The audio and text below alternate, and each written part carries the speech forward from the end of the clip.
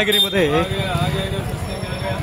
कार्तिकी एकादशीच्या निमित्ताने जत्रा भरते दरवर्षी आणि ह्या जत्रेनिमित्त जो बाजार लागतो त्याची आता तयारी या ठिकाणी आजच या व्यापाऱ्यांनी केलेली आहे।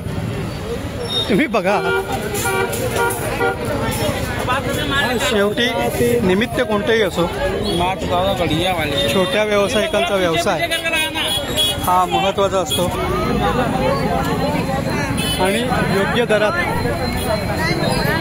वर्षातून एकदा या सगळ्या वस्तू खरेदी करण्याची संधी धर्म जात याचा विचार न करता, कारण एकादशीची जत्रा आणि जर का आपण बघितलं तर खरेदीदार मात्र आणि विक्रेते हे सर्व प्रकारचे आपल्याला इथे दिसून येते। हा एक मोठा विषय असतो।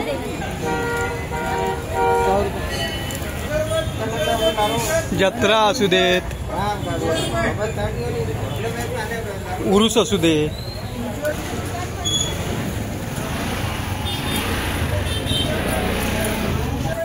अक्षरशः काहीही वस्तू विकायला असतात। दिवाळी संपली तरी अजून किल्ल्यांवरती ठेवायच्या वस्तू आहेत, दागिन्यांचे ढीग आहेत, महिलांचे कपडे आहेत, पुरुषांचे कपडे आहेत।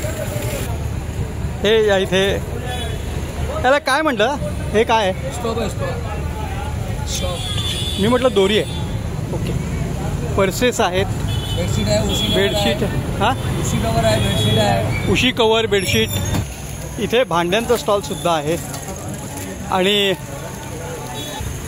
या सगळ्या दमल्या भागल्या जीवांसाठी चहाची सुद्धा इथे टपरी आहे।